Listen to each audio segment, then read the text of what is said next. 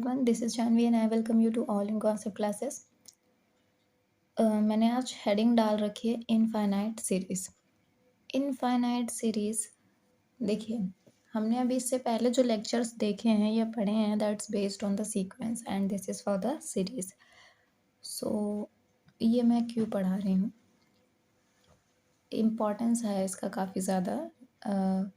देखिए, जब भी आप सीक्वेंस की बात करते हैं ना, तो सीक्वेंस एंड सीरीज़ ये चैप्टर आपने 11th में पढ़ा होगा, बिकॉज ऐसा रिलेट किया जाता है कि सीक्वेंस एंड सीरीज़ दोनों ही आना चाहिए। आपने सीक्वेंस सीख लिया है, लेकिन जो आप बहुत सारे क्वेश्चंस मिलेंगे ना आपको रियल एनालिसिस पे, वो सीक्वेंस एंड सीरीज़ मिक्स मिलेंगे।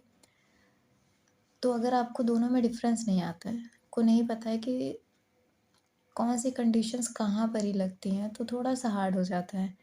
तो आई फील कि करते हैं इसको और अच्छे से करते हैं, क्योंकि अगर आपको सीक्वेंस एंड सीरीज़ दोनों समझ में आ गया, रियल एनालिसिस का 50% पोर्शन आपको आराम से समझ में आ जाएगा। क्लियर? सीक्वेंस आपको बेसिस दे चुका है, हर टर्म को आप जान चुके हैं कि कैसे क्या, थोड़ा बहुत आइडिया लग गया आपको। सीरीज़ उसको और अच्छे से बताएगा आपको। ठीक है, अभी आप सीक्वेंस का क्वेश्चन पढ़ के या सीक्वेंस की जो भी चीज़ें मैंने आपको पढ़ाई हैं उसको पढ़ के अगर आप सीरीज़ के क्वेश्चन सॉल्व करते हैं, कुछ सॉल्व हो जाएंगे, कुछ में आप कंफ्यूज हो जाएंगे। ठीक, तो उसके लिए इम्पॉर्टेंट है, मैं रिकमेंड करूँगी कि आप इसे देखें, पढ़ें इसे, बिकॉज इसका यूज़ है, आगे चल के भी है और आगे कोर्स में तो आपके है ही। ठीक, सो लेट्स स्टार्ट। सबसे पहले हम पढ़ेंगे कि जो सीक्वेंस है एंड सीरीज़ है, बेसिक डिफरेंस क्या होता है। देखिए, जब आप सीक्वेंस लिखते हैं तो सीक्वेंस के बीच में मान लीजिए 1/n है। क्लियर? अगर हम इससे सीक्वेंस बना रहे हैं तो 1, 1/2, 1/3, 1/4 दिस टाइप। अब ध्यान से देखिए, इसमें क्या है, मैं बीच में कॉमा लगा रही हूँ। ठीक, समझ में है? और जो सीरीज बनती हैं वो बेसिकली उनके बीच में कुछ भी है, मान लीजिए n है, तो 1 + 2 + 3 + 4 + 5, कॉमा नहीं, सॉरी यहाँ कॉमा नहीं रहेगा, प्लस हो जाएगा, जो कॉमा है वो प्लस से रिप्लेस हो जाएगा एंड सीरीज गोज ऑन। तो ये लिखने वाला डिफरेंस हो गया, कॉमा लगेगा सीक्वेंस, प्लस लग गया सीरीज। ठीक, अब मेन डिफरेंस की बात करते हैं। देखिए, यहाँ पर ही और यहाँ पर ही ना, सीक्वेंस का मतलब होता है कोई ना कोई फॉर्मूला डिफाइन होगा, कोई ना कोई फॉर्मूला डिफाइन होगा। सीरीज के हर केस में फॉर्मूला हो ज़रूरी नहीं है। ठीक, हाँ, कुछ भी बना सकते हैं, कुछ भी कर सकते हैं। जैसे आप इसे देख रहे होंगे और इसे देख रहे होंगे, कुछ डिफरेंस समझ में आ रहा होगा। इसमें हमेशा फॉर्मूला मिलेगा, इसमें हमेशा रिलेशन मिलेगा एक दूसरे में। इसमें हो भी सकता है, इसमें नहीं भी हो सकता है। ठीक है, इसका प्रेजेंटेशन चेंज भी हो सकता है, इसका नहीं होता। And one more difference is कि इसमें जो है, इसमें रेशियोज सेम हो भी सकते हैं, नहीं भी हो सकते। मीन्स अगर आप इसका रेशियो ले, इसका रेशियो ले, इसका रेशियो ले, इस केस में तो नहीं ही है। जैसे आप इसके अपॉन इसको करेंगे तो 1/2/1 दैट इज 1/2, सिंपल। 1/3 अपॉन में 1/2, सो दैट्स 2/3, दोनों अलग हो गए। बट यहाँ पर ही क्या होता है, यहाँ पर ही आपको एक AP GP आपने सुनी होगी ना, सीरीज, हाँ, सीक्वेंस, तो वहाँ वाले केस में जब पहुँचेंगे ना तो इसमें आपको रेशियोज भी सेम मिलेंगे। ये कंडीशन यहाँ आती है, पर्टिकुलर कंडीशंस के लिए ही आपको वो कंडीशन, वो थ्योरम मैं अभी पढ़ाऊँगी। लेकिन इस केस में वो वैसी कोई पर्सनल कंडीशन नहीं है, पर्सनल कोई थ्योरम नहीं है जो यहाँ है। ठीक, सीरीज मतलब क्या है, एक सीरीज होना, एक के बाद एक के बाद एक के बाद प्रेजेंटेशन होना। सीक्वेंस होना मतलब कि पर्टिकुलर डिफाइन किया गया, जैसे सीरीज लगी हुई है कि एक के बाद ये होना है, इसके बाद ये होना है, इसके बाद ये होना है, बस ये होना है, ये होता है। और सीक्वेंस क्या कहता है कि अगर ये हुआ है, जस्ट लाइक स्कूल की बात करें तो स्कूल में जो सीक्वेंस लगता है, जैसे हम सीक्वेंस लगाते हैं कि जो बच्चों को खड़ा करने का सीक्वेंस होगा वो छोटे से बड़ा होगा, समझ में है, दैट्स द सीक्वेंस। इसमें एक रूल है कि छोटे से बड़ा होगा, वो पर्टिकुलर रूल यहाँ थोड़ा सा मिसिंग लगता है सीरीज में। ठीक, आगे बढ़े। अब देखिए सीक्वेंस पता चल गया, सीरीज पता चल गया, अब क्या पता होना चाहिए? Convergent, divergent, divergent and oscillatory. Sequence हो, सीरीज हो, आपको यही 3 कंडीशन चेक होनी चाहिए। कन्वर्जेंट है कि नहीं, डाइवर्जेंट है कि नहीं, ऑसिलेटरी तो नहीं। ठीक, कन्वर्जेंसी से आप समझते हैं कि पूरी की पूरी सीक्वेंस के लिए क्या था कि पूरी की पूरी सीक्वेंस एक ही टर्म को कन्वर्ज कर रही है, बट फॉर द सीरीज एक ही टर्म को कन्वर्ज कर रही है। देखिए इनफाइनाइट जाती है, ये इनफाइनाइट ही जा रही है, तो हम वैसे क्या करते हैं, एन टर्म्स के लिए पूछते हैं, तो इसमें एन टर्म्स के लिए मतलब सम ऑफ एन टर्म निकालना होता है, सम ऑफ सम। ठीक, सम ऑफ एन टर्म्स, इसमें ऐसा सम टाइप नहीं निकालना होता सीक्वेंस में कुछ। ठीक, इसमें सम निकालना होता है। सुनिए, कन्वर्जेंसी में जो सीक्वेंस कहता था वो कहता था लिमिट एग्जिस्ट करेगी। यहाँ पर ही क्या होता है, आपको लिमिट दी होती है, आपको चेक करना है उस लिमिट, उस पॉइंट पे वो कन्वर्जेंट है कि नहीं। जैसे मान लीजिए कि यही है, ठीक, इसकी लिमिट दे दी, ये n है, तो अगर मैं कहूँ इसकी लिमिट 1 होगी तो 1 हो सकती है? आप खुद बताइए, लिमिट 1 हो सकती है? नहीं हो सकती। आपको दिख रहा होगा ये 1 के बाद 2, 2 के बाद 3, इनफाइनाइट तक जा रही है, ये कन्वर्जेंट हो ही नहीं सकती। क्या है ये? डाइवर्जेंट है। समझ में आया? डाइवर्जेंट कन्वर्जेंसी अभी आपको सब अच्छे समझ में आया, आप बस बेसिक समझ लीजिए क्या कहना चाह रही हूँ मैं। कन्वर्जेंसी में आपको एक फाइनाइट वैल्यू मिलेगी आंसर में, लेकिन डाइवर्जेंट में प्लस इन्फिनिटी या फिर माइनस इन्फिनिटी मिलेगी। ऑसिलेटरी क्या होती है? ऑसिलेटरी मतलब 2 नंबर्स या 3 नंबर 4 नंबर्स के बीच में फ्लक्चुएट करते रहना, फ्लक्चुएट करते रहना। जैसे एक सीक्वेंस ले लें, हम कोई सीरीज ले लें, 1 सीक्वेंस लेते हैं तो 1 फिर 2 3 देन अगेन 1 2 3 देन अगेन 1 2 3। ठीक, अब ध्यान से देखिए, अगर मैं कहूँ कि अगर ये 1 2 3 1 2 3 इसी तरीके से पैटर्न चल रहा है, इन्फिनाइट जाता है, इन्फिनाइट है। अगर एन टर्म्स के लिए पूछ रहे हैं, अगर वो एन टर्म्स क्या है, ये 4 हैं, ये 4 हैं, तो इनके लिए 1 2 3 और 1 फिर रिपीट हो गया, तो 1 2 3। ये 5 हैं तो भी 1 2 3, ये हैं तो 1 2 3, तो मीन्स हमेशा आपकी लिमिट कहाँ आ जाएगी? 1 2 3, क्योंकि लिमिट्स क्या होती है कि कोई पॉइंट इनफाइनाइट बार रिपीट हो रहा हो, तो 1 भी इनफाइनाइट बार रिपीट होगा, 2 भी होगा, 3 भी होगा, तो 1 2 3 1 2 3 1 2 3 इन्हीं के बीच में फ्लक्चुएट करती रहेगी। So this is oscillatory. ठीक, कभी कभी क्या होता है, जैसे डाइवर्जन का केस मैंने बताया कि प्लस इन्फिनिटी भी मिल सकता है, माइनस इन्फिनिटी। कभी कभी कोई कोई केस होता है, जैसे एक सीक्वेंस है हमारी -1 की पावर n। ठीक, तो n अगर 1 है तो -1 आएगा, n अगर 2 है तो +1 आएगा, फिर n अगर 3 है तो फिर -1, फिर +1। तो ये पूरी की पूरी जो सीक्वेंस है वो किसके बीच में लाई करेगी? -1 एंड +1। तो ये ऑसिलेटरी होगी, इन्हीं के बीच में, इन्हीं के बीच में चलती रहेगी।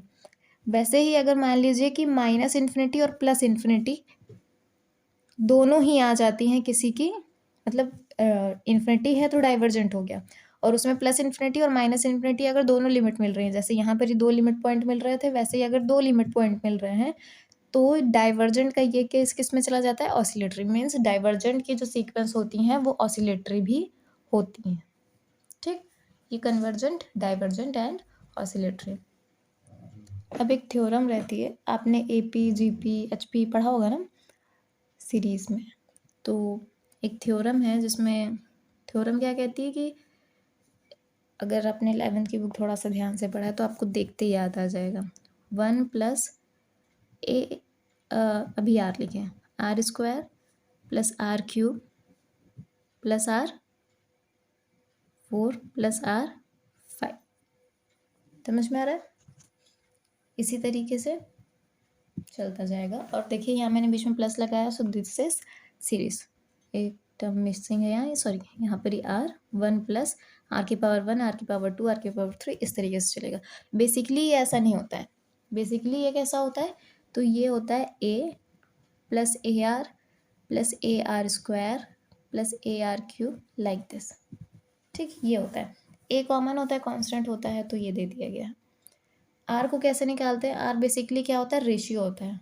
रेशियो सक्सेसिव टर्म का प्रीसीडिंग टर्म के साथ, जैसे ए आर अपॉन ए। तो क्या बचा? आर। तो आर क्या हो गया? आपका रेशियो हो गया, इसीलिए इसको आर से डिनोट किया जाता है। अदरवाइज अगर मैं यहाँ पर ही लिखूँ, मान लीजिए ये है 1+2+2² +2³ +2⁴ +2⁵ लाइक दिस। ठीक, इस तरीके से है।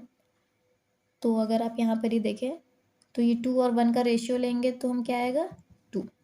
फिर ये 2 2 ज़ा 4, 4 और 2 का रेशियो लेंगे तो 2, 2 2 ज़ा 4, 2 ज़ा 8, 2 2 ज़ा 4, तो 8/4 का रेशियो लेंगे तो भी 2। इस मीन्स कि सीरीज में जो ऐसी सीरीज होती है, बेसिकली क्या, कौन सी सीरीज है? GP, geometrical progression. तो यहाँ पर ही क्या है? सबका रेशियो सेम आ रहा है। ठीक, तो ये वो आर है, ए कांस्टेंट टर्म है। इसमें 3 कंडीशन बनती है कि रेशियो क्या हो, ये जो रेशियो है वो बड़ा आ जाए 1 से या इक्वल आ जाए। ठीक, दूसरी कंडीशन है कि जो आर है वो छोटा हो 1 से, और थर्ड कंडीशन होती है कि आर जो है वो लेस देन या इक्वल है -1 से। ठीक, अब आपको इन्हीं के बेसिस पे ही क्वेश्चन सॉल्व करने हुए होते हैं। जैसे मैंने आपको बताया सीरीज में हम सम निकालते हैं, तो जब आप रेशियो निकालें और वो लेस देन 1 है तो ऐसे सीक्वेंस कन्वर्जेंट होती है। क्यों? अब आप जस्ट इमेजिन कीजिए, अगर आर छोटा है 1 से, 1 से छोटा आ रहा है, 2 की जगह 1/2 आ रहा है, तो 1/2 तो छोटा है ही। ठीक, अब यहाँ स्क्वायर हो गया उसका, तो 1/2 का स्क्वायर मतलब 1/4, तो ये 1/2 से और छोटा हो गया, क्योंकि डिनोमिनेटर जैसे जैसा बढ़ता जाता है वैल्यू पूरी घटती जाती है। अब यहाँ क्यूब हो गया, तो 1/2 तो 1/8, ये और छोटा हो गया, और छोटा और छोटा और छोटा, तो ये 1 से अगर स्टार्ट हुई तो ये किसकी तरफ जा रही है? 0 की तरफ जा रही है। इस वजह से कन्वर्जेंट हो जाती हैं जब आर छोटा होता है। सिमिलरली अगर आर इक्वल्स टू 1, अगर आर 1 है तो यहाँ आर की जगह 1, यहाँ आर की जगह 1, 1 1 1 1 1, तो ये भी तो इनफाइनाइट बार आ गया ना 1। तो जब इनफाइनाइट बार 1 आ गया तो कन्वर्ज कहाँ कर रही है? ये तो डाइवर्ज हो गई। ठीक, तो आर इक्वल्स टू 1 पे भी क्या हो जाती है? कंडीशन डाइवर्ज हो जाती है, क्योंकि n नंबर ऑफ टाइम्स आया है। इस n को हम n+1 कर दें, n+2 कर दें, बढ़ता ही जाएगा, बढ़ता ही जाएगा, बढ़ता ही जाएगा। समझ में आया? कितना भी हम आगे बढ़ते जाएंगे, हमें 1 1 1 1 1 नंबर ऑफ टाइम्स इनफाइनाइट हो जाएंगे। तो ये क्या हो रही है? डाइवर्ज हो रही है। थर्ड केस क्या है? -1 से छोटा है। यहाँ पर ही जो सीक्वेंस होगी, सॉरी जो सीरीज होगी वो ऑसिलेट करती रहेगी। ठीक, अगर -1 से छोटा हुआ। क्यों? ऐसा क्यों? देखिए, -1 से छोटा इट मीन्स कि जब अगर माइनस में वैल्यू है, मान लीजिए माइनस कुछ भी माइनस है, कोई भी माइनस है, तो यहाँ तो माइनस रहेगा। यहाँ पर जैसे ही आएगा स्क्वायर है, प्लस में चेंज हो गया। फिर यहाँ आएगा क्यूब है, तो उसका क्यूब होगा तो माइनस बचेगा, तो निगेटिव है। फिर यहाँ आया, यहाँ 4 है, पावर इवन है, तो माइनस मल्टीप्लाई होगा, फिर पॉजिटिव। तो हमें एक जगह पॉजिटिव मिलेगी, एक जगह निगेटिव मिलेगी, फिर एक जगह पॉजिटिव मिलेगी, एक जगह निगेटिव मिलेगी। इस वजह से ऐसी सीक्वेंस क्या होती है? ऑसिलेटरी। समझ में आया? ये divergent and this is oscillatory. I think clear हुआ होगा। इसके लिए आप एक फॉर्मूला भी पढ़ते हैं, मैं उस फॉर्मूले का छोटा सा डेरिवेशन लिख देती हूँ, जैसे ये वाली एक है। ठीक, अगर मैं कह रही हूँ कि ये एस_n है और हमें n नंबर ऑफ टर्म्स का सम निकालना है, तो ये कहाँ तक जाएगी? A R n number of n। तो ये देखिए, यहाँ पर ही से अगर हम r यहाँ है तो r 1 2 3 4, यहाँ तो n आएगा, लेकिन अगर हम टर्म्स गिनना शुरू करेंगे तो यहाँ से शुरू करेंगे ना, तो हम कहाँ तक जाएंगे? ए आर की पावर n-1 तक जाएंगे। ठीक, एक ये हो गई। वैसे ही अगर हम Sn+1 का चाहें तो हमें क्या मिलेगा? A R plus A R square, ऐसे ही जाते जाते जाते जाते जाते कहाँ जाएंगे? हम यहाँ पहुँच जाएंगे ए आर एन पे। समझ में आया? क्योंकि इसमें n+1 बोला है, तो अगर हम यहाँ से गिनेंगे तब तो ये n-1 पे रहेगा, लेकिन हम यहाँ से गिनेंगे तो आगे। ठीक, समझ में आया इतना क्यों किया गया? अब ध्यान से देखें। ठीक, n+1। अब मान लीजिए कि इस Sn को, ये हमारी फर्स्ट सीक्वेंस थी, दूसरी सीक्वेंस है, ऐसे सीक्वेंस बन रही हैं n+1, ये n के लिए, ये n+1 के लिए। अगर मान लीजिए मैं आपसे कहूँ कि जो Sn है इसको R से दोनों तरफ मल्टीप्लाई कर दीजिए, तो आपको क्या मिल जाएगा? इधर मल्टीप्लाई होगा, so SR is equals to SNR। R से मल्टीप्लाई किया, इधर हो जाएगा AR plus AR square plus AR cube, ये चेंज हो जाएगा ऐसे ही। और ये क्या होगा? ये ARN में चेंज हो जाएगा। एक आर मल्टीप्लाई हो गया तो उसकी पावर 1 होगी, तो ये -1 और वो +1 कट जाएगा, AR n। अब इन दोनों सीक्वेंस को आपको सब्ट्रैक्ट करना है। ठीक, इसको इक्वेशन 3 एंड इक्वेशन 1 को सब्ट्रैक्ट करेंगे। इक्वेशन 3 से इक्वेशन 1 को सब्ट्रैक्ट करेंगे, सो यू विल गेट, इधर क्या मिलेगा? SNR minus SN equals to, अब देखिए यहाँ से लेके इसके पहले वाला जस्ट टर्म क्या होगा? ARN-1। ठीक, इसकी जगह आप SN+1 भी लिख सकते हैं। तो ये क्या है? नहीं लिख सकते, ए मिसिंग है यहाँ। ध्यान से देखिए, AR प्लस AR स्क्वायर, ये सब तो माइनस हो जाएंगे ना इससे, यहाँ तक की सभी वैल्यू माइनस हो जाएंगी, क्योंकि हमें सब्ट्रैक्ट करना है इस इक्वेशन को इस इक्वेशन से। तो ये जब इससे माइनस हो जाएगा, so what you will gate, यहाँ तक तो सब्ट्रैक्ट हो गया, यहाँ से क्या मिला? AR⁴n माइनस का यहाँ का a, ये बच गया। ठीक, यहाँ पर से SN कॉमन हो गया, अंदर बचा R-1 equals to AR⁴n minus a। यहाँ से आप a कॉमन ले सकते हैं, so you will get SN equals to ARn-1 upon R-1। अब ध्यान से देखिए इस कंडीशन के हिसाब से, ये वाली जो कंडीशन है यहाँ पर ही क्या है? यहाँ पर ही R क्या है? R से माइनस हो रहा है, मीन्स R क्या है? बड़ा है, तभी तो R से माइनस हो रहा है। तो ये वाली कौन सी कंडीशन हुई? ये कंडीशन हुई डाइवर्जेंट की, क्योंकि R क्या हो गया है? 1 से बड़ा हो गया। ऐसे आप याद भी रख सकते हैं, क्योंकि 1 माइनस R होगा कहीं कहीं, कहीं कहीं R-1 होगा। ठीक, तो आप याद रखिए, अगर R से माइनस हो रहा है तो R बड़ा होगा, तभी तो उससे माइनस हो रहा है। और जिस यहाँ पर ही R बड़ा हो जाता है 1 से, वो कैसी हो जाती है? डाइवर्जेंट। सिमिलरली कन्वर्जेंट के लिए SN equals to A1 minus RN upon 1 minus R। इसमें क्या है? 1 बड़ा है और R छोटा है। R छोटा है तो कहाँ जाएगा? कन्वर्जेंट में। समझ में आ रहा है? सिमिलरली देखिए, ये जस्ट चेंज हो जाएगा। मैंने भी क्या किया? इसमें से इसको माइनस किया, है ना?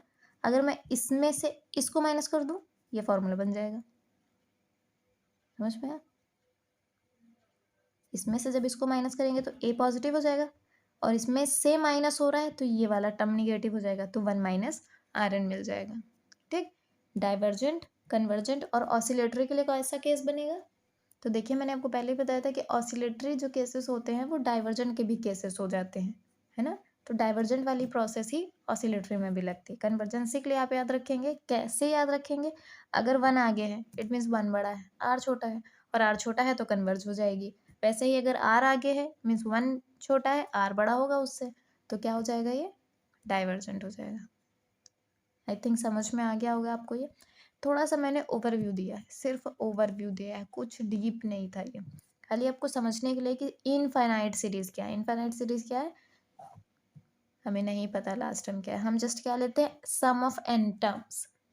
सम ऑफ एन टर्म्स, यहाँ पर ही कहीं भी एन हो सकता है। मान लीजिए एन की वैल्यू 5 ही डिफाइन कर दे तो इतनी ही हो जाएगी सीरीज। अभी हमें पता नहीं होती इनफाइनाइट की बात, मतलब हमें पता ही नहीं होगा।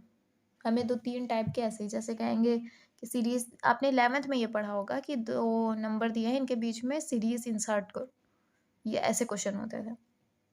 आई थिंक समझ में आ गया होगा। ये 3 कंडीशंस बहुत इंपॉर्टेंट थी, इन्हीं तीनों का यूज़ होना है। इसके बाद जो सब कुछ है वो टेस्ट है। टेस्ट मतलब प्रूविंग्स हैं जिनको आपको देखना है। ठीक, तो आज के लिए बस इतना ही काफ़ी था चैप्टर शुरू करने के लिए। चैप्टर अच्छा है, ध्यान दीजिए, पढ़िए।